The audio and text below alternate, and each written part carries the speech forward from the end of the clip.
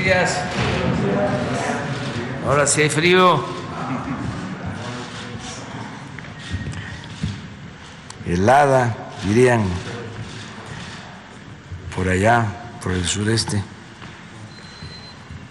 Bueno, vamos a informar. Hoy es martes. Tenemos que dar a conocer todo lo relacionado con la pandemia y para eso va a informar el doctor Jorge Alcocer, el doctor Hugo López-Gatell, el general Luis Crescencio Sandoval y Marcelo Ebrard. Vamos a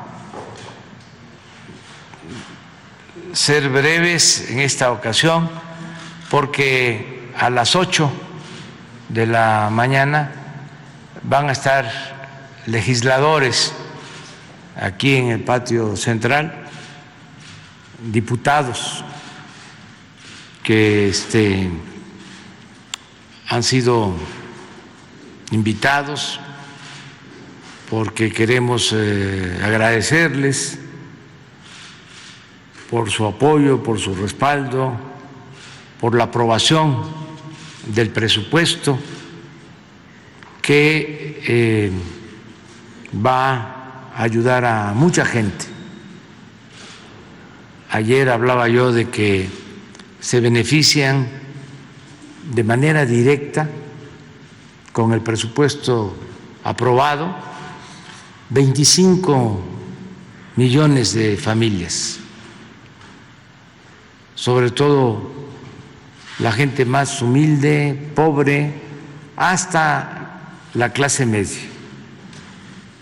Y también nos beneficiamos todos, no solo los pobres, sino también los que tenemos más ingresos, todos los ciudadanos, porque esto permite que haya tranquilidad, que haya paz. No olvidemos que la paz es fruto de la justicia.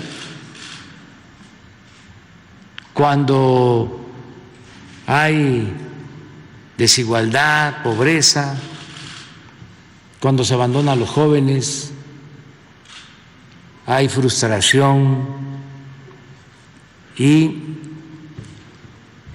violencia. Por eso es muy importante, no solo por razones humanitarias, que ya con eso sería más que suficiente, sino también para vivir en paz, que haya justicia. Eso es lo que garantiza el presupuesto que se aprobó. Además, esto significa fortalecer el mercado interno, más capacidad de consumo. Cuando la gente no tiene más que para lo básico, y a veces ni siquiera para eso, pues se estanca la actividad económica, no se promueve la actividad productiva, no se promueve el comercio. Cuando hay circulante, cuando la gente tiene recursos, tiene ingresos, pues se beneficia la industria, se beneficia la actividad productiva, se beneficia el comercio. Eso ya está más que demostrado. Por si fuese poco, el presupuesto también contempla financiamiento para obras de infraestructura que son fundamentales.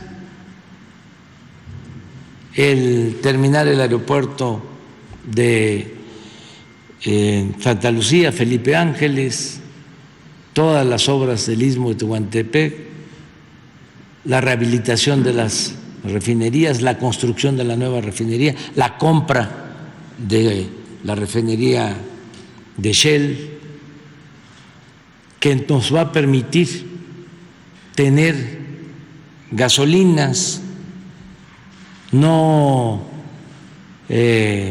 comprarlas, procesar nuestra materia prima, nuestro petróleo, garantizar que no nos falte el abasto y garantizar que no aumenten los precios de los combustibles.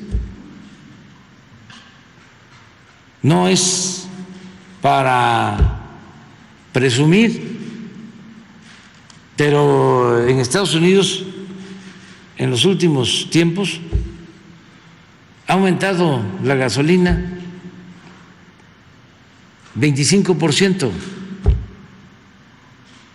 y en México no. Y lo mismo la luz. Y todo esto es por las obras que se están realizando. El presupuesto contempla el que se siga construyendo el Tren Maya, y en su conjunto estamos hablando de alrededor de 300,000 empleos directos e indirectos. No se invertía con presupuesto para hacer obras desde hacía mucho tiempo. El gobierno se dedicaba nada más a entregar contratos y concesiones o hacer obras con crédito, con deuda.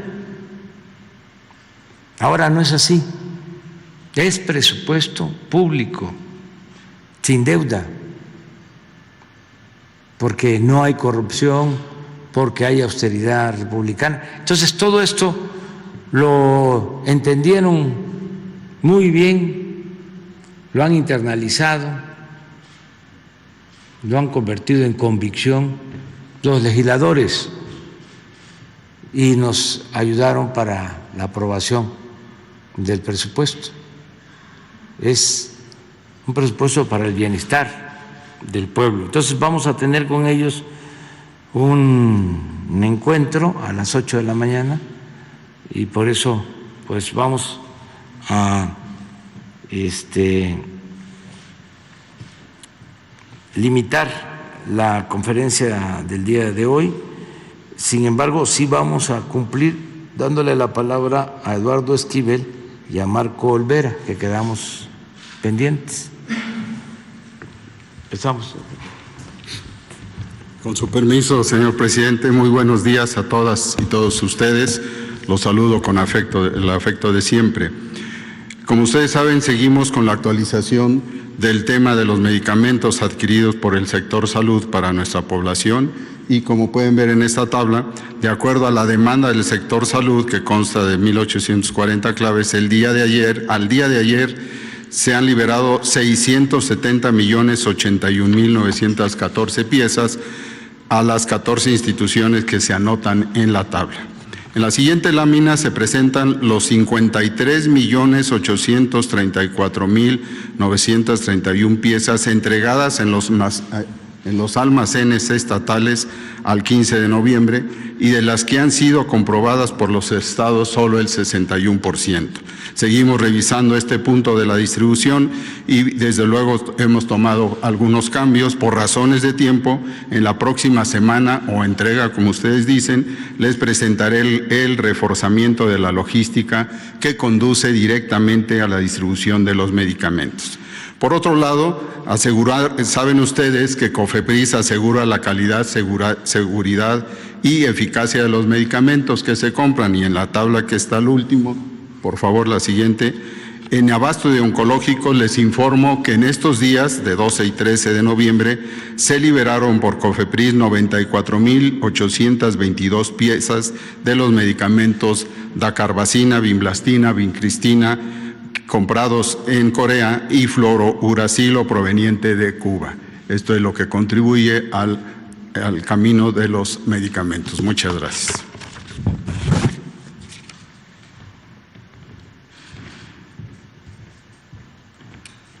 Con su permiso, presidente. Muy buenos días, secretarios. Buenos días tengan todas y todos ustedes. Hoy queremos compartir el avance que tiene el programa de vacunación y en particular destacar la continuidad de este programa de vacunación contra COVID después de lo que presentamos en Campeche hace algunas semanas, en donde informamos el haber cumplido la vacunación de personas adultas con al menos una dosis. Vamos a retomar sobre eso y destacar qué es lo que sigue, cuáles son los siguientes pasos y cómo continúa el programa. Si me pasan la primero vamos a dar una actualización. Hoy que estamos en la semana 46 del año, vemos aquí cómo a la semana 44 abrimos con una reducción de 7% en la incidencia de COVID. Estos son ya 16 semanas continuas de reducción. Ciertamente la reducción de esta semana no es tan importante como la ha habido en las semanas precedentes. Y en la siguiente lo que vemos es que la hospitalización se mantiene en tendencia a la baja, con casi 90% de reducción comparado con el punto máximo de ocupación hospitalaria que ocurrió al inicio de enero durante la segunda ola.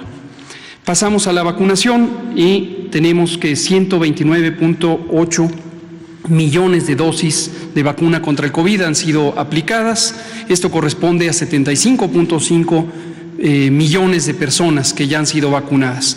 84% de ellas tienen el esquema completo, 16 son esquemas de reciente aplicación y continuamos hasta completar la segunda dosis en todas las personas adultas. 84% es la cobertura general en todo el país. Hay 6 entidades federativas, como se puede ver en la gráfica, que tienen coberturas todavía por debajo de 80% y son en las que estamos haciendo el mayor énfasis de alcance de cobertura. Lo explicaré en medio minuto. En total hemos recibido casi 165 millones de dosis y eso nos permite ampliar el programa en las direcciones que a continuación mencionaré. Vamos a ver cuáles son los siguientes pasos. La estrategia de vacunación contra COVID-19 continúa. En este momento tenemos que terminar de cubrir las segundas dosis para toda la población adulta. Esto particularmente hay 15 estados, 372 municipios en donde estamos teniendo el alcance de cobertura en las dificultades que implica población dispersa. Destacamos esto, el compromiso ha sido desde el inicio no dejar a nadie atrás, a nadie a un lado, y las poblaciones dispersas es muy complejo llegar a ellas. Hay caseríos, hay comunidades que tienen menos de 1,000 habitantes, están muy dispersas territorialmente, pero vamos a llegar, estamos llegando a cada rincón del país. Lo segundo, expandir la cobertura en estas zonas rurales. Ha habido personas que de inicio no se quisieron vacunar o de inicio no pudieron desplazarse, por ejemplo, a las cabeceras municipales.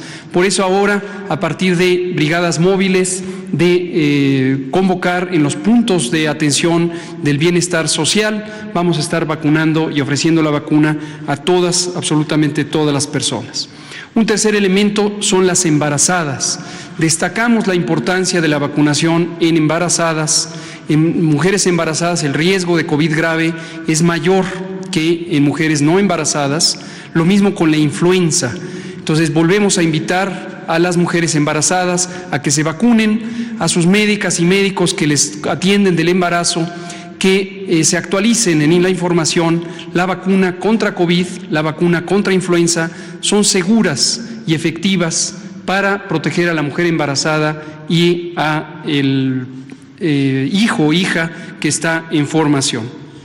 Lo cuarto es niñas y niños y adolescentes con comorbilidades, que iniciamos la vacunación desde la primera semana de octubre. Hemos recibido muy pocas personas, la estimación es arriba de 1 millón de estas personas y hasta el momento menos del 10% se han acercado a los puestos de vacunación. Insistimos, es muy importante, la comorbilidad también en adolescentes y niños aumenta el riesgo de complicaciones. Hoy comentaremos, abrimos próximamente niñas, niños y adolescentes de 15 a 17 años, aún sin comorbilidades. Este es el elemento nuevo, explicaremos cuál es la lógica científica detrás de ello. Y finalmente, las personas que vayan cumpliendo 18 años, conforme pasen los días y los meses, durante todo 2022, también serán vacunadas según cumplan la edad. Vamos a ver en la siguiente gráfica. Vean ustedes, esta es la mortalidad por 100,000 habitantes. Noten la escala, el tamaño de los números, y en el eje horizontal lo que vemos es edad de 10 hasta 20 años. Es un enfoque a este grupo poblacional. Noten ustedes cómo entre 10 y 14 años la mortalidad es sumamente baja. Desde luego, por debajo de 10 años es aún más baja. Esto ya lo hemos comentado varias veces. A partir de los 15 años hay un incremento de la mortalidad. Ciertamente, en forma absoluta es muy baja, como lo hemos destacado. Pero en comparación de estos dos grupos, de 10 a 14 y de 15 en adelante, aumenta progresivamente la mortalidad conforme aumentan los años de vida, la mortalidad por COVID. Esto se debe a distintos cambios que hay en el sistema inmune de las personas a partir de esa edad y hace que empiecen a ser más susceptibles. Cuando se llega a los 18 años es aún más susceptible y desde luego en el extremo de la vida la mortalidad es bastante mayor.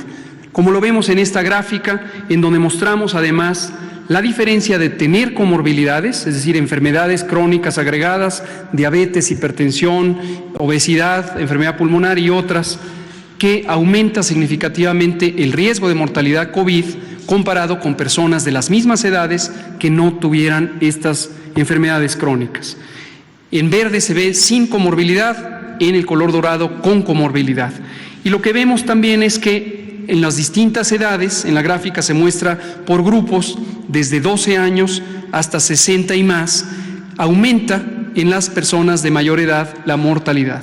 Y vean ustedes la gran diferencia de mortalidad que hay entre las personas adultas y las personas adolescentes y niñas. Por esa razón es que hemos enfocado el programa particularmente a personas adultas. Pero ya vamos incorporando, cuando se entrecruzan los riesgos, a las personas que tengan esta magnitud de riesgo. La siguiente, por favor. También, para que la población tenga claridad, existe una preocupación totalmente genuina, totalmente válida de madres y padres de familia sobre el riesgo en sus pequeños. Aquí mostramos la estadística oficial del INEGI sobre la mortalidad en 2020, donde ya está incorporado la mortalidad COVID. En 2020 murieron desafortunadamente un poco menos de 9,500 personas de 15 a 19 años. Y de ellas, solamente 249 murieron por COVID. En cambio, por otras causas, de la 1 a la 6, se suman 27 veces más muertes por esas otras causas si las comparamos con COVID. Y esto nos muestra que la mortalidad COVID, el riesgo de morir por COVID en la adolescencia, es muy significativamente menor a otros riesgos muy comunes en esa edad. Esto para que las familias tengan claridad de que no es ni por asomo la causa más importante de complicaciones y muerte en esta edad. Muy distinto a las personas adultas mayores que afortunadamente han sido ya vacunadas. Termino comentando cuál va a ser el mecanismo. Es el mecanismo por el que hemos incorporado a todas las demás condiciones de riesgo. Primero, adultos mayores o personal de salud, adultos mayores. También incorporamos a las mujeres embarazadas en mayo pasado y ahora incorporaríamos a niñas, niños de 15 a 17 años que no tengan comorbilidades, adicional a lo que ya está abierto. A partir de este viernes 19 de noviembre abrimos el preregistro en el portal mivacuna.salud.gov.mx. Es importante preregistrarse, eso nos ayuda a planear y después serían abriendo las unidades de vacunación por entidad federativa de acuerdo a estos grupos. Muchas gracias, presidente.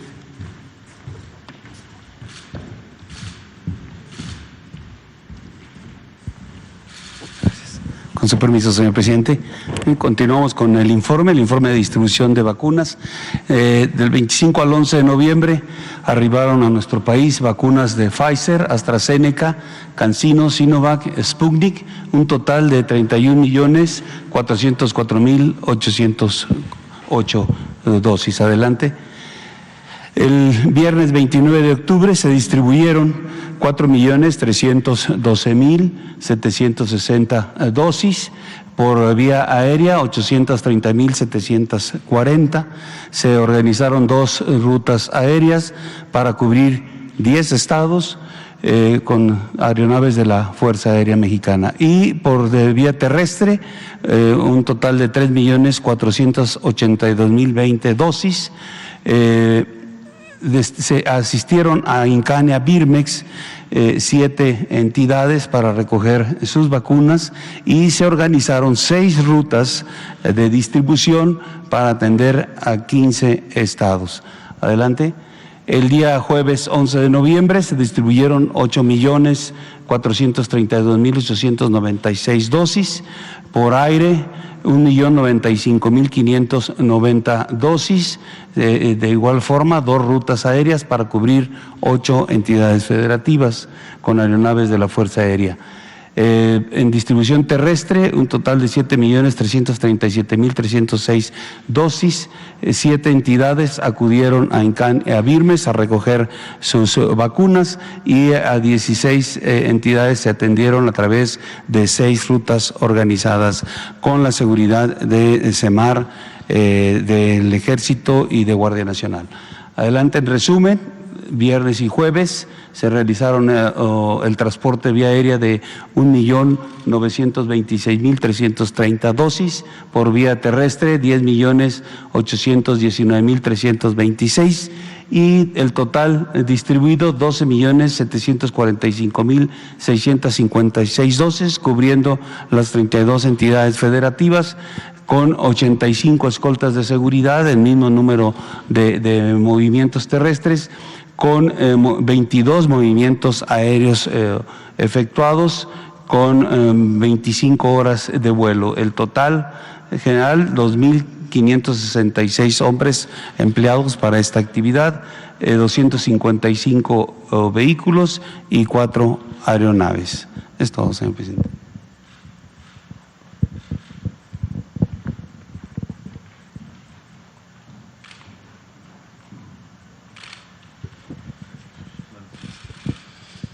Su permiso, señor presidente, muy buenos días.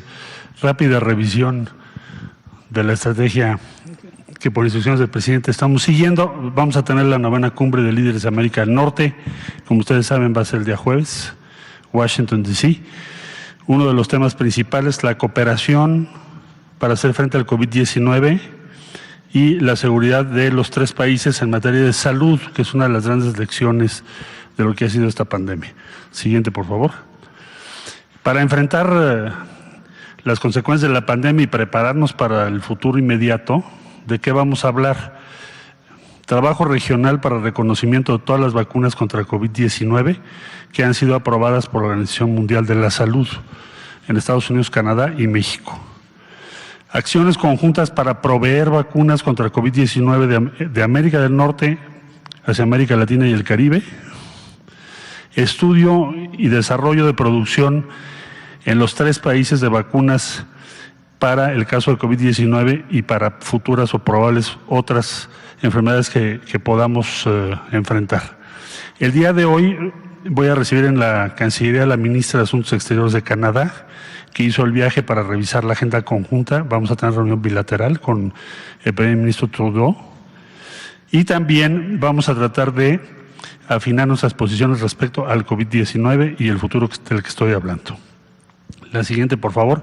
Como recordaremos, con Estados Unidos tuvimos y estamos muy agradecidos por el respaldo para ventiladores y para vacunas, sean donaciones o préstamos o adelantos de vacunas, y señalar que el día 8 de noviembre, como ya sabemos, se reabrió la frontera a partir de un planteamiento que hizo el presidente López Obrador.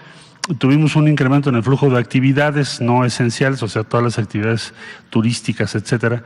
Empezamos en 12, luego 20%, 25%, y ahora esperamos llegar al 60% para este fin de semana. La que sigue, por favor. Por último, en diciembre del año pasado empezamos a recibir vacunas de Pfizer, como ustedes recordarán, y vamos a llegar aproximadamente a 185 a un año de distancia, 185 millones de dosis, sean producidas en México o enviadas, importadas a México. ¿Sería cuánto, señor presidente?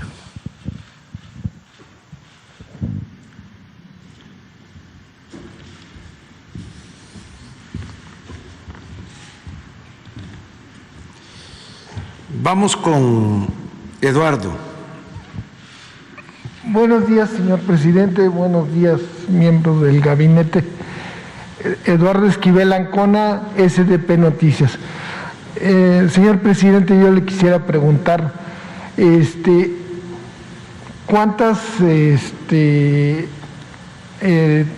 carboeléctricas o termoeléctricas a base de combustóleo tiene planeado la Comisión Federal de Electricidad para el siguiente año? Esto se lo planteo porque la narrativa de la oposición a la reforma eléctrica que se está proponiendo, hablan de que se va a incrementar el uso del combustóleo, que se va del carbón, de energías sucias, y esto pues México, según estamos investigando en SDP, de combustóleo, del total de la generación de electricidad en México, solo se produce el 2.5% del total con combustóleo, y con carbón es el 4%,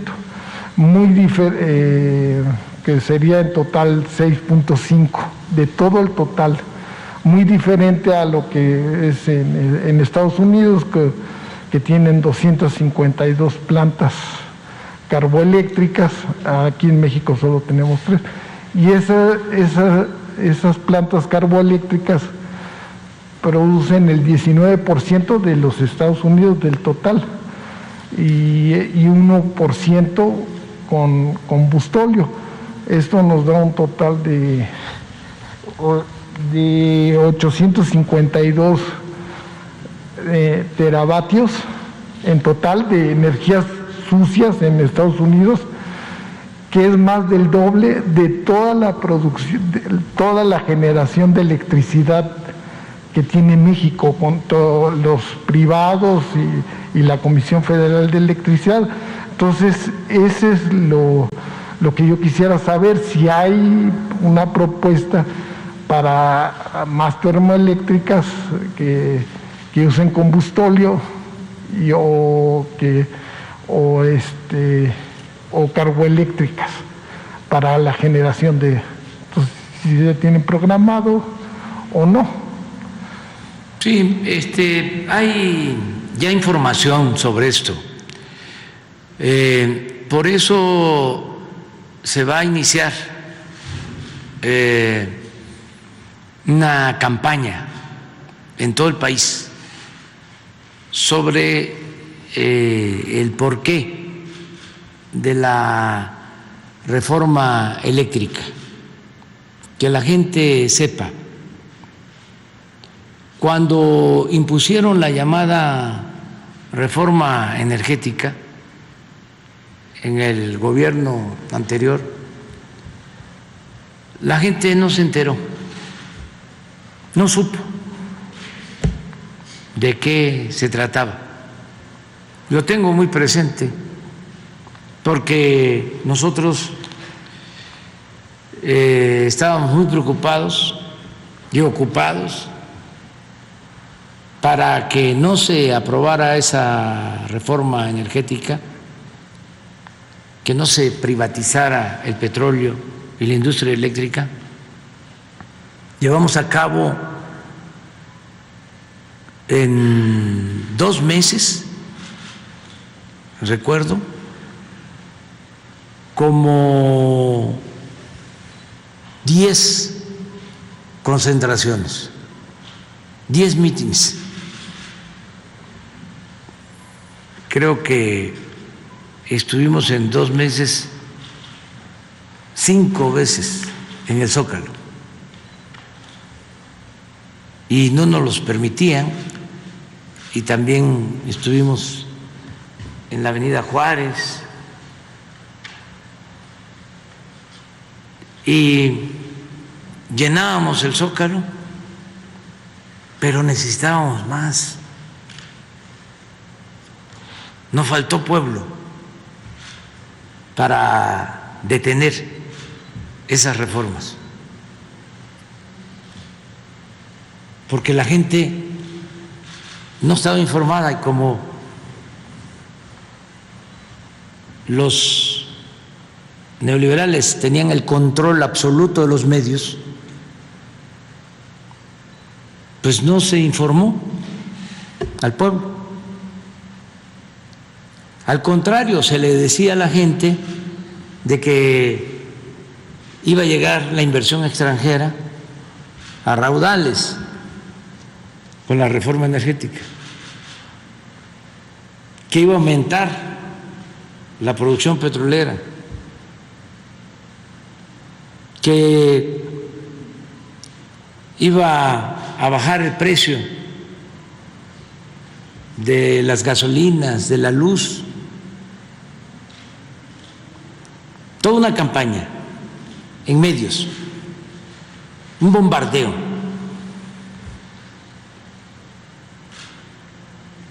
Y llenábamos el Zócalo, pero la verdad, nosotros queríamos que se llenara todo el centro, como cuando el desafuero, pero no lo logramos.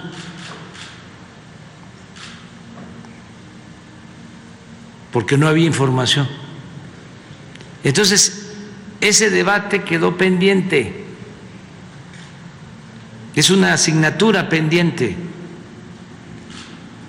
Y ahora queremos que la gente se informe,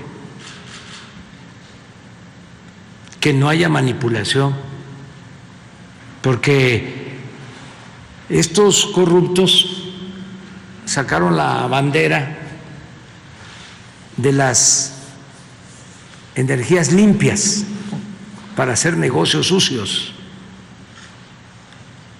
y eso lo vamos a aclarar. Ya en el caso del petróleo está demostrado, 110 contratos se entregaron de grandes áreas para la explotación de petróleo, en tierra y en aguas someras. Y saben que de esos 110, solo están produciendo 2 de 110 contratos. Si fuese nuestra intención revocar esos contratos, esos convenios, esas concesiones, tendríamos elementos, porque engañaron de que iban a invertir. No invirtieron nada, nada. ¿Qué hicieron entonces con las concesiones? Las metieron al mercado financiero para especular, y el que ganó una ronda, por ejemplo, cuñados de Carlos Salinas, que tenían una empresa, ganan esa empresa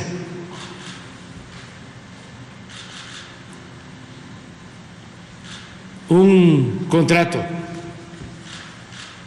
que les llaman de utilidad compartida. ¿Ustedes creen que se está explotando esa área, ese gran campo petrolero? No, vendieron acciones a un fondo de inversión. ¿Cuánto se ganaron con eso? Pura especulación.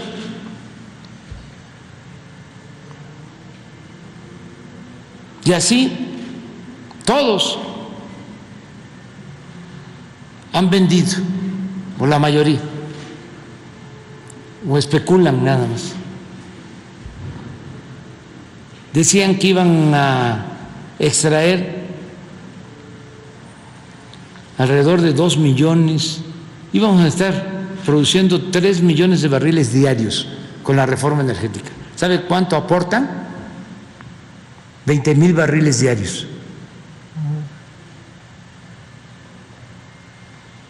Del total de producción, Pemex está extrayendo el 98% del crudo. Un engaño, una estafa. Las llamadas rondas o lo que significó la privatización del petróleo.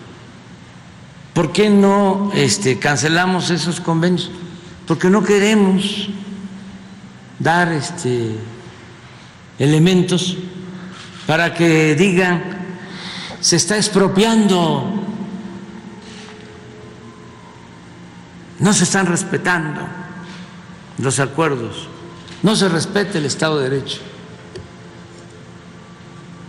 No, ahí está. Es como un testimonio a la corrupción. Lo mismo en el caso de la industria eléctrica. Creo que hay una gráfica de lo que él comentaba sobre cuánto se genera con carbón y con combustóleo en México con relación a otros países. Quien tiene la gráfica y a lo mejor nos está escuchando es Rocío Nale, y van a ver la diferencia. En efecto, nosotros nada más tenemos 6.5. la carbonífera de Coahuila. 2 en Coahuila y 1 en Guerrero. Sí, pero la de Guerrero es de combustóleo y es carbón. Pero las de carbón son las de Coahuila. Y está trabajando una planta solo. Está parada prácticamente. Todo el complejo. Nada que ver, como tú dices, con lo que producen con carbón de energía eléctrica en Estados Unidos, en Alemania, en cualquier otro país. Nosotros no tenemos ningún plan para construir plantas que produzcan energía ni con carbón ni con combustóleo. Es más, estamos ahora invirtiendo para procesar combustóleo y convertirlo en gasolinas. Para eso es la inversión de 60,000 millones de pesos en Tula, para darle continuidad a una obra que habían dejado inconclusa, una coquizadora. Y esto va a significar menos contaminación, menos uso de combustóleo, y lo que estamos planteando, el plan que se tiene, son 3 tipos de plantas: un parque de energía solar en Puerto Peñasco, Sonora, la modernización hasta ahora, porque podemos ampliarla, de 12 hidroeléctricas que se les van a cambiar turbinas y equipos. Y esto va a significar generar más energía con la misma agua, sin contaminar, y además es energía limpia y barata. En eso estamos invirtiendo. Y unas plantas termoeléctricas de gas. Ese es el plan que tenemos. De ciclo combinado, ¿no? De ciclo combinado, sobre todo para la península de Yucatán. Una en Mérida y otra en Valladolid, para atender la demanda de la península. Y ahí se están haciendo una nueva hidroeléctrica, ¿no? En la presa Santa María, ¿no? Sí, porque nosotros tenemos 60 presas y no todas tienen turbinas para generar energía. Por ejemplo, ya está funcionando la presa Picacho en Sinaloa. Está abasteciendo de agua a Mazatlán, que tiene agua ahora suficiente. Vamos a hacer también un acueducto para llevar agua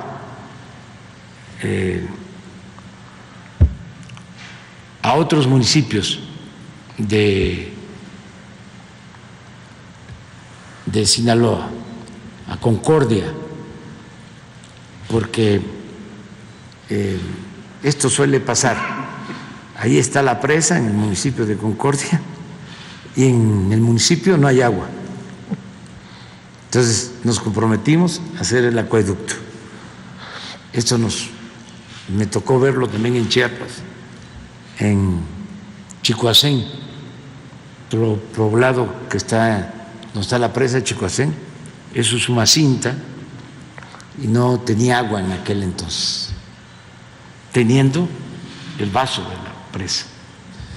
Entonces, pero no tienen equipo para generación de energía, y al instalar los equipos, las turbinas, con esa presa alumbramos Mazatlán, todo Mazatlán. Está bien.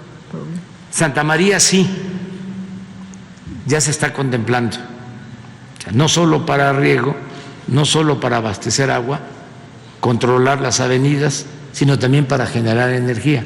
Pero tenemos así, repito, 60 embalses que pueden ser utilizados. No hay daño ecológico,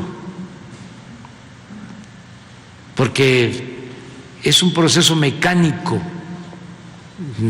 Se deja caer el agua y la fuerza del agua mueve turbinas, se genera la energía y sale el agua como entró, limpia. A la salida del agua de las presas hay pescado, hay pájaros. La opción mejor es esa, incluso mejor que las de ciclo combinado, Es que el gas, porque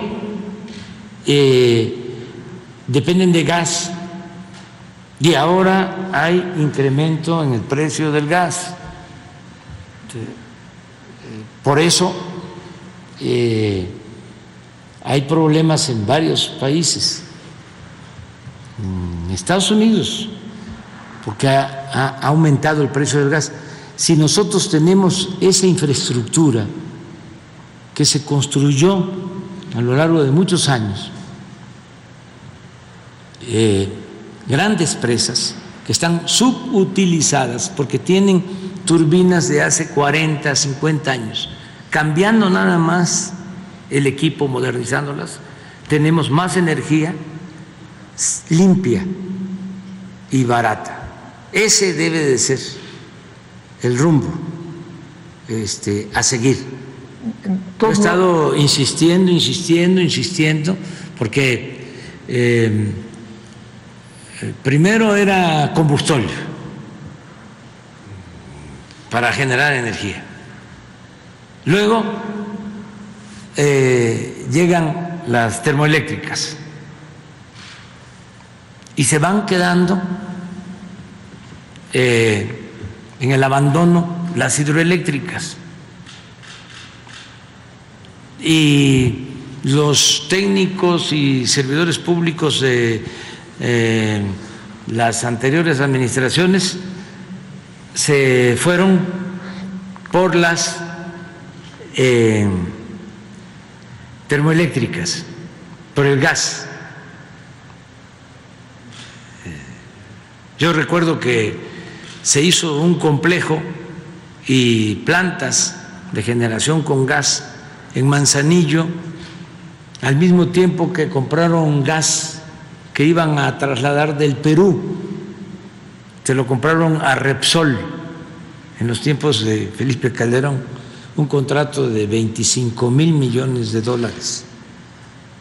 Repsol pues no tiene gas, porque en España no hay gas, pero actuaron como intermediarios y fueron a comprarle el gas barato al Perú, y para comprarles el gas en Perú dijeron que ya tenían amarrada la operación en México para que se les comprara el gas de Perú. Entonces se pactó un precio, porque el gas en ese entonces en Estados Unidos tenía un precio muy elevado y el gas de Perú resultaba más barato. ¿Qué pasa? Que como a los 3 años se cae el precio del gas en Estados Unidos, cuando empiezan con lo del fracking y empiezan a extraer más gas, se cae el precio del gas. Entonces cancelan el proyecto del Perú y de ahí surgen los famosos gasoductos, con la mentira de que iban a construir 12 grandes termoeléctricas y necesitaban gas. Pues no hicieron las termoeléctricas, pero sí compraron el gas a precios elevadísimos. ¿Qué ha venido pasando hasta hace un año? Por eso los expertos hay que escucharlos de manera precavida, no creerles todo. Hace un año los expertos decían que no había ningún problema, que no iba a aumentar durante mucho tiempo el precio del gas en Estados Unidos. Pues se equivocaron. Ya está aumentando.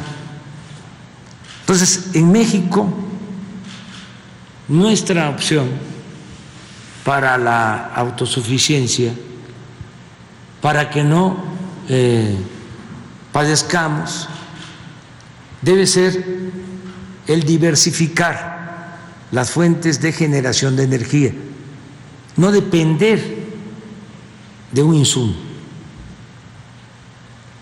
sino de varios insumos, y darle prioridad al agua, a las hidroeléctricas, a la infraestructura que se construyó desde hace mucho tiempo, pero muy especialmente durante el gobierno del presidente López Mateos.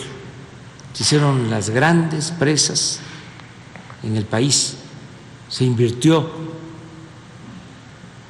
en Ciernillo, en Michoacán, fue en ese entonces, Malpaso, en Chiapas, fue de ese entonces, y otras más. Entonces, ahí están esas obras de infraestructura lo que requieren es modernización. El cambio de turbinas no significa mucho tiempo, no es algo muy complejo, y ya se tiene el agua, que es el insumo principal. Entonces, no sé si encontraron. A ver.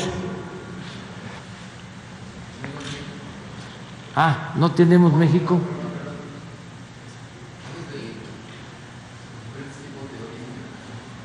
Sí.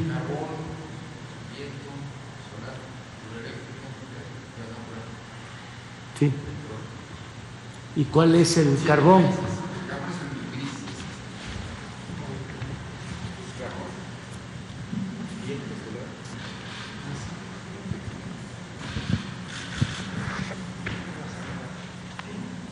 Este es carbón y este es gas natural.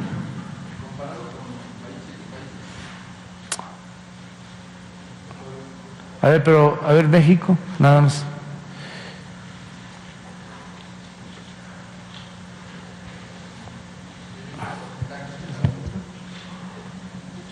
Nomás una aclaración. Sí. Sí.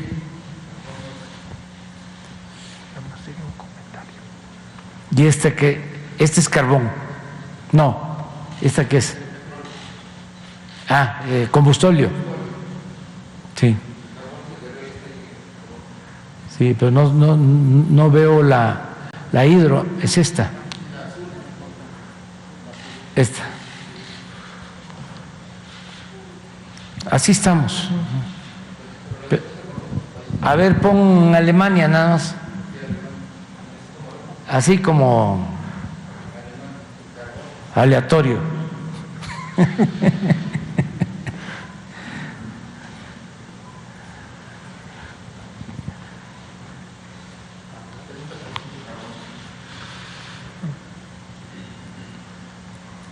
A ver, Estados Unidos.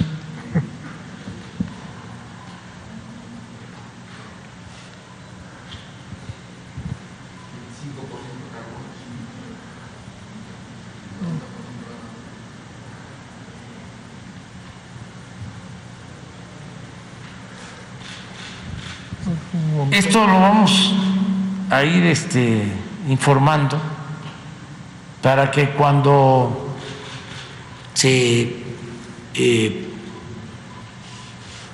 decida en el Congreso la discusión, el análisis, la aprobación de la iniciativa, pues los ciudadanos tengan más elementos para que no sean nada más los legisladores, sino que la gente sepa qué van a aprobar los legisladores o qué van a rechazar los legisladores. Entonces no tienen de qué preocuparse los que están preocupados por que va a ser...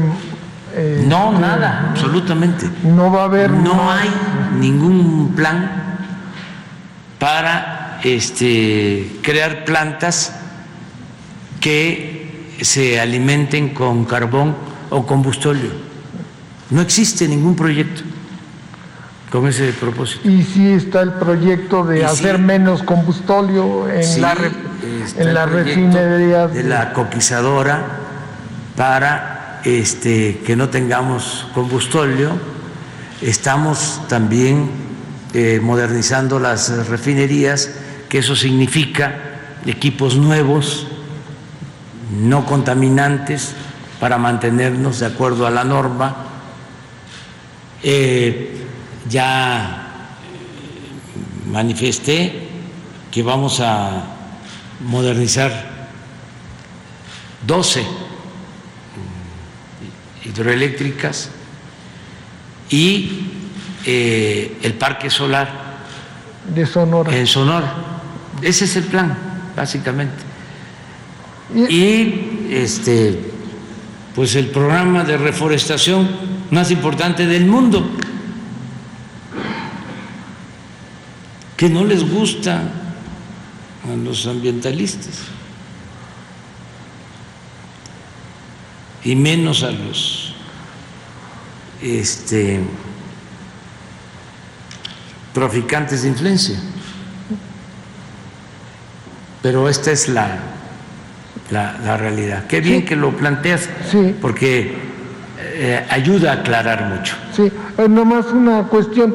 Estaba viendo lo del combustóleo, sí, efectivamente se está produciendo más, pero el combustóleo no solo sirve para generar energía eléctrica, también se exporta, México exporta a Estados Unidos, en septiembre fueron 194,000 barriles diarios, porque es muy demandado por las refinerías de Estados Unidos que están con petróleo pesado, para hacer diésel o asfalto, que tiene más valor agregado. Y pues le agradezco mucho, señor presidente, Sí. toda la... Sí, sí, no al contrario, muy bien. Ahora, Marco. De este lado, presidente, buenos días a los integrantes del gabinete. Presidente, le quiero hacer una iniciativa migrante. Su pasada presentación en la ONU con respecto a bienestar para el mundo, para apoyar a más de 750 millones de personas que padecen hambre. Estuve visitando varios migrantes en el estado de Nueva York y además tengo comunicación con diversas asociaciones, tanto de California, Chicago y diversos estados de la Unión Americana. Entre 1940 y 1945, Estados Unidos sufrió una debacle en cuestión de mano de obra y como consecuencia muchos mexicanos fueron a parar allá a trabajar y les llamaron con el nombre de braceros. Yo no estaría de acuerdo con ese término. Posteriormente, el histrión Ronald Reagan y después presidente de los Estados Unidos hizo un gran empuje con la cuestión migratoria, otorgaron green cards, residencias permanentes y apoyando siempre a los migrantes. En el gobierno de Barack Obama, en el primer mandato de 4 años, fue el gobierno que expulsó a más migrantes con 2.7 millones de migrantes, apoyado por el actual presidente de los Estados Unidos, Joe Biden. Muchos mexicanos están pugnando para que haya una reforma migratoria. Sin embargo, yo creo que no va a haber una reforma migratoria porque tendría que entrar en cabildeo, obviamente, el Congreso, tanto de republicanos como de demócratas. La iniciativa, presidente, es que estos líderes de migrantes que están en los Estados Unidos, he tenido conversaciones con ellos y le queremos hacer un planteamiento. Hay muchos mexicanos que ya los alcanzó la vida, los alcanzó los años, el trabajo. Muchos de ellos están pidiendo apoyos económicos en las calles. Es gente que trabajó 40, 30 años en los Estados Unidos y que ha servido a las dos naciones porque allá pagan impuestos y además mandan remesas. El año pasado, durante la pandemia, se alcanzó un récord de 40,600 millones de dólares. Ahora están por alcanzar o rebasar 50,000 millones de dólares. La propuesta es de que su gobierno los apoyara para que pudieran regresar al país estos migrantes mexicanos, para que tengan por lo menos un buen morir o por lo menos alcancen los años de vida que les restan en sus aldeas, en sus pueblos. Pero que además antes de que regresen al país, que los incluyera dentro del padrón de bienestar, para que tuvieran un apoyo como los que viven aquí en México, de los de 60 y más, porque lo van a necesitar. Muchos de ellos mandaron todos sus ahorros a México en apoyo a sus familias. Y en México no tienen nada, no son ni de aquí ni de allá. Entonces quisiera ver si apoyaría esa propuesta, presidente, cómo se trabajaría. Obviamente los cónsules y el embajador pues tendrían que entrar en un trabajo arduo para tener un padrón de estos migrantes que están allá y dirán que cómo los van a traer. Pues tenemos aviones de la Fuerza Aérea, de la Marina, que se pueden traer esos migrantes porque a veces no tienen ni siquiera tampoco para pagar el boleto en un viaje comercial. ¿Qué le dice a esos migrantes, presidente, que usted los llama héroes vivientes? Pues muchas veces aquí en la mañanera. Pues nosotros desde luego que los apoyaríamos si ellos desean regresar, si ya son personas mayores que quieran regresar a sus pueblos, a sus comunidades, nosotros les ayudaríamos. ¿Cómo? Pues otorgándoles créditos, más que nada apoyos para vivienda. Si ellos consiguen un terreno o un familiar, un hijo,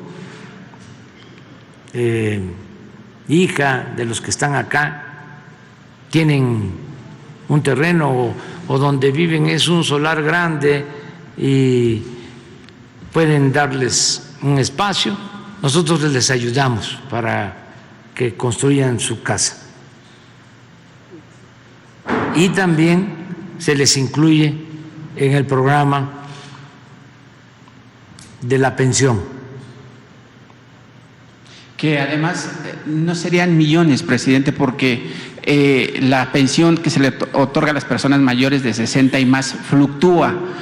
El año pasado, desgraciadamente, muchos perdieron la batalla contra el COVID, se redujo algunas personas inscritas en el padrón, otros ingresaron porque ya cumplieron con la edad que les beneficia para ese programa.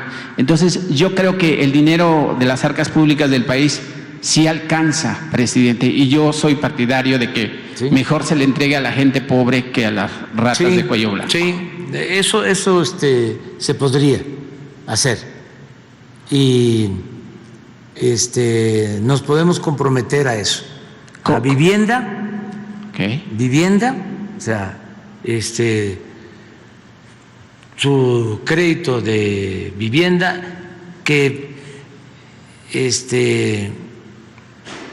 aunque parezca contradictorio, no es crédito, es un apoyo. Se da una cantidad determinada para mejoramiento, para ampliación y también para construcción de vivienda. Tenemos un programa para gente humilde, para gente pobre, que se ha ayudado a miles, millones de personas ya en vivienda. Entonces, eso se puede. Si tienen una parcelita y todavía hay fuerzas, y además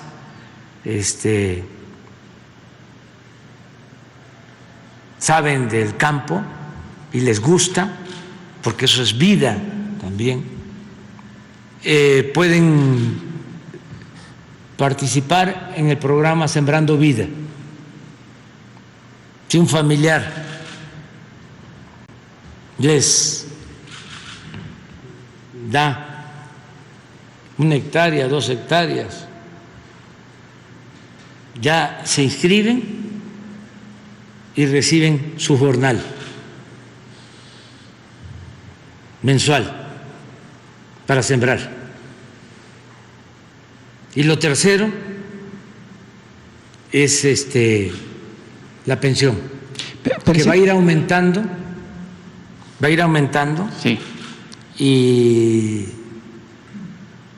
ya para el 24, pues ya va a alcanzar para la comida. Se va a tener garantizada la comida del adulto mayor, que eso me llena de satisfacción.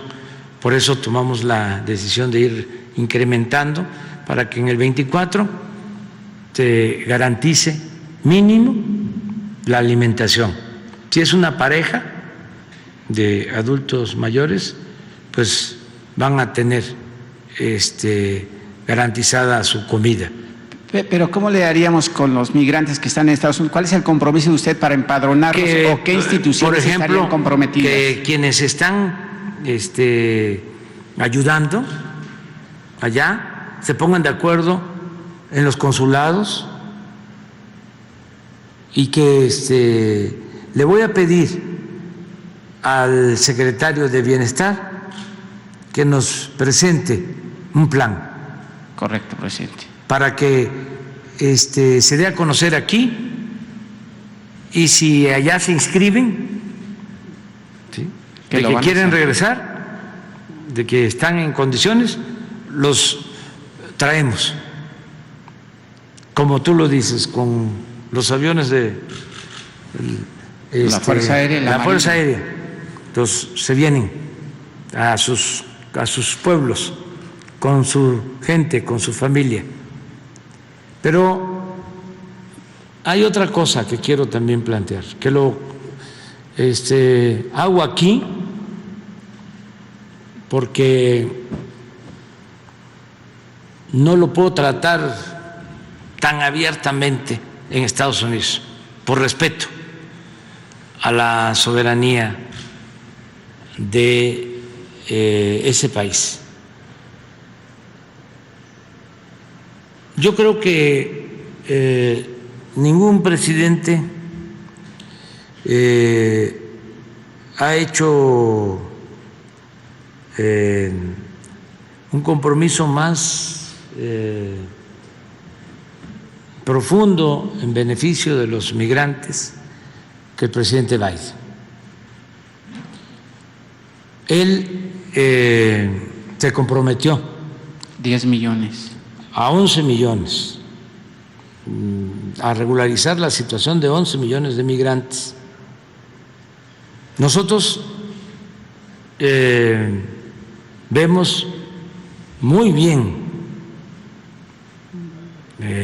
esa decisión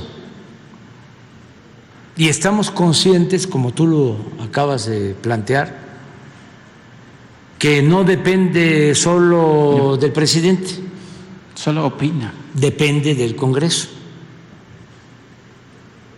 depende de que esta iniciativa sea apoyada, respaldada por el Congreso, por legisladores del Partido Republicano y del Partido Demócrata. Si el presidente Biden presenta la iniciativa para la regularización de los 11 millones de migrantes, nosotros vamos a estar atentos, pendientes, dándole seguimiento, tomando nota de la postura que asuman los legisladores de un partido y de otro. Ojalá y haya unidad, pero si legisladores de un partido bloquean esta iniciativa, nosotros lo vamos a señalar en su momento, de manera respetuosa. Lo vamos a dar a conocer desde aquí, de que un partido, sus legisladores, no ayudaron a algo que es justo, humanitario, porque hay millones de mexicanos que viven, trabajan desde hace años en Estados Unidos, que han aportado mucho al desarrollo, al engrandecimiento de esa nación. Entonces merecen ser tratados con justicia. No deben de olvidar los legisladores de Estados Unidos, y deben de tenerlo muy presente nuestros hermanos migrantes, de que hay 38 millones de mexicanos en Estados Unidos. Nada más para que tengan una idea, la segunda comunidad hispana más numerosa México. es la de Puerto Rico, Después México. y son 5 millones. Y la tercera, todo también nuestro respeto, es la comunidad cubana, 4 millones. Para 38, Un abismo. y resulta que, haciendo valer sus derechos, su libertad, los hermanos cubanos que viven en Estados Unidos tienen mucha influencia política.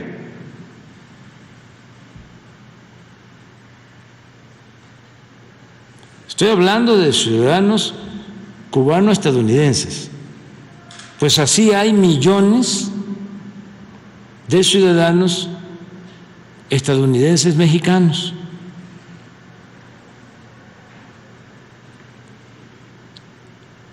Que deben estar atentos y tener dos objetivos, solo dos: defender a los mexicanos y defender a México.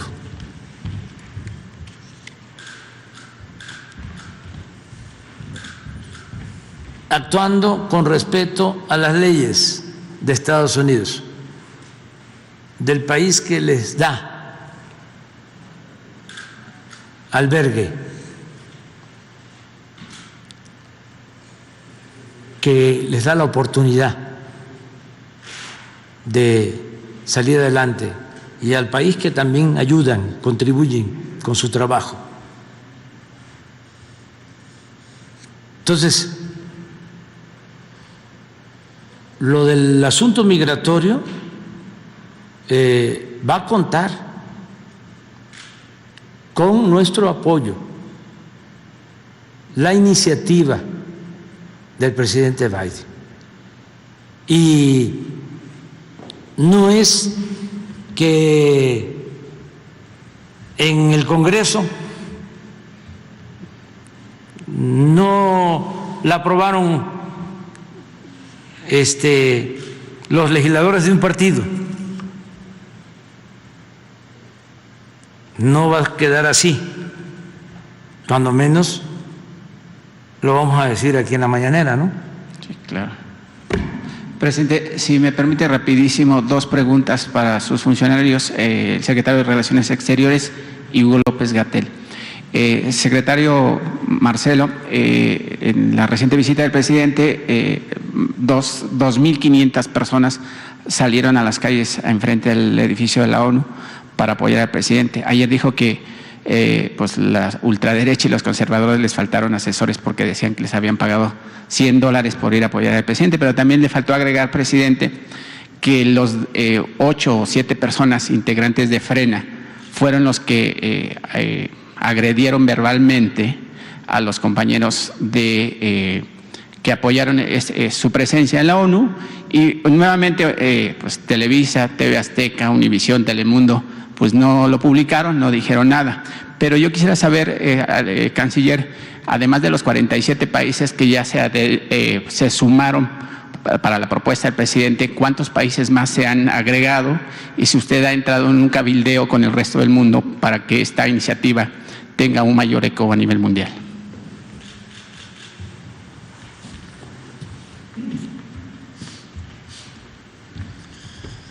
Sí, con mucho gusto. Bueno, el discurso del presidente López Obrador motivó ese día un muy largo debate, es decir, el número de países que se inscribieron fue el que acabas de mencionar ese mismo día, en cuanto conocieron el planteamiento, más allá de los que son miembros permanentes o no permanentes del Consejo de Seguridad. En síntesis, la instrucción que nos dio el presidente es presentar en la semana que inicia el día 22 de noviembre, o sea, la próxima semana, presentar ya el documento conceptual con los detalles correspondientes a todos los países representados en Naciones Unidas. En este momento tenemos interés ya de más de 100 países de participar o de formar parte o de aportar a este plan. Lo más relevante, la relevancia de hacer un planteamiento de esa naturaleza en el Consejo de Seguridad, cuando se lleva muchos años asumiéndose que la situación que el presidente planteó, así es, esa es la situación habitual, la normal, no se debería de discutir, ya lo sabemos. Entonces, un llamado ético de ese calado, de esa profundidad, pues, por supuesto que generó un gran interés en muchos países y vamos a presentar ese plan y desde luego aquí estaremos informando a los países que vayan a participar o que decidan participar en respaldo a la iniciativa del presidente. Gracias. A usted. Y al doctor Hugo López-Gatell, viene en Europa, algunos países, algunos medios de comunicación ya están divulgando que Europa vive una cuarta ola de COVID-19. En México, muchos medios de comunicación ya están, digamos, como buitres, porque pareciera que les fascina de que a México le vaya mal y que muchas personas pierdan la batalla contra el COVID. Está también, por supuesto, el tema de la influenza. No sé si en México estamos preparados, si llega esa ola con el tema de la vacunación, que obviamente ayuda mucho.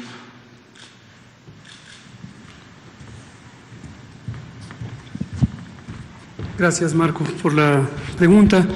En breve, sí, efectivamente, la pandemia de COVID, como hemos comentado desde hace casi 2 años, desde que empezó, tiene fluctuaciones. A veces sube, a veces baja, las famosas olas, y esto ocurre de manera distinta en cada región del mundo, en cada continente o en cada subcontinente o incluso en cada país. Países que tienen mucha conexión de transporte de personas o intercambio de bienes pueden sincronizar sus epidemias por este flujo de personas, pero no necesariamente donde empieza a propagarse en un lugar se sigue como una ola todo el mundo en forma uniforme. Y eso se ve en la sincronía que hay en ese sentido. Respecto a México, siempre hemos dicho, mientras cualquier país del mundo tenga la epidemia, también México o también cualquier otro país que ya haya tenido un control parcial. Por eso es tan importante terminar de controlar la epidemia en todo el mundo, lo que nos lleva directamente a las vacunas. Por eso es tan importante vacunarse, hay que vacunarse.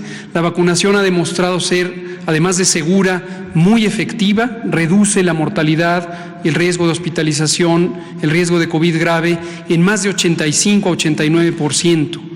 Es una reducción muy sustancial. Vacunándose se está más protegido. Es importante también alcanzar altas coberturas de vacunación, por eso es importante que en todos los países se logre. Y eso nos lleva a la situación mundial. Es muy importante lograr la equidad en la distribución de vacunas. Hay regiones del mundo que tienen todavía rezagos impresionantes y no han tenido acceso a vacunas. Y eso nos va a llevar a ir teniendo mayor estabilidad en la epidemia de COVID. Es probable que durante todo 2022 sigan altas y bajas en distintas partes del mundo. Finalmente, en México, con la experiencia acumulada, la capacidad de reconversión hospitalaria, en todo momento tenemos esa posibilidad, reexpandir el número de camas COVID si es que fuera necesario en caso de que hubiera un resurgimiento. La pandemia se puede acompañar de otras enfermedades epidémicas como la influenza, particularmente en estos meses desde octubre hasta marzo, y por alguna razón que ha sido afortunada, en México, al igual que en todo el hemisferio norte, ni en la temporada 2020-2021, ni en la actual, hasta el momento, hemos visto que exista alta intensidad de la influenza. Nada garantiza que permanezca así, pero hasta el momento no hay prácticamente actividad de la influenza. De todos modos, llamamos a vacunarse contra la influenza. Esto lo empezamos el 3 de noviembre y estará presente la vacunación contra influenza. Llamamos a vacunarse a las personas en mayor riesgo, incluyendo las embarazadas. Gracias. Pues ya, porque nos están esperando los diputadas y diputados y ya tenemos que terminar. Informarles de que mañana la reunión de seguridad y la conferencia la vamos a dar en Cancún, en Quintana Roo. Vamos a llevar a cabo allá la reunión de seguridad y también la conferencia. El jueves, pues no vamos a tener, ni el viernes, porque salimos a Estados Unidos. Están invitadas al desfile militar el 20 de noviembre, el sábado. Va a ser un gran desfile para recordar la revolución,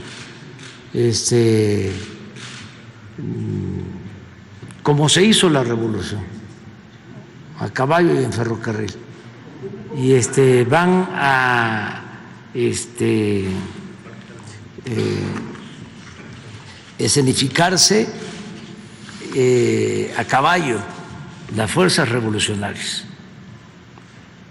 los zapatistas, los villistas, los carrancistas. Nos va a recordar mucho lo que fue ese gran movimiento transformador que permitió el que se llevara en México un gobierno, se inaugurara la etapa de gobiernos con el propósito de hacer justicia social, porque eso no existía en el Porfiriato. No se hablaba de justicia social, no existía eso. Entonces, la justicia social empieza a mencionarse y a llevarse a la práctica, a convertirse en realidad después de la Revolución Mexicana. Puede parecer una cosa menor, pero es muy profunda. Fue una gran transformación, beneficio del pueblo, de los campesinos, de los obreros, de la mayoría de los mexicanos. Entonces, no olvidar eso, porque nuestra historia nos aporta mucho. Cuando no se conoce bien nuestra historia o no se le da su lugar, se buscan ejemplos del extranjero y se olvida la importancia que ha tenido nuestra historia patria. Nada más imaginen en dónde hay dirigentes como Hidalgo,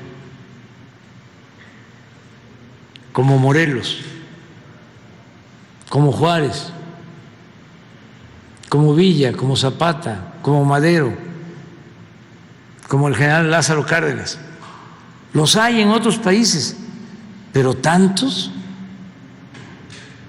como los héroes nuestros y tan extraordinarios.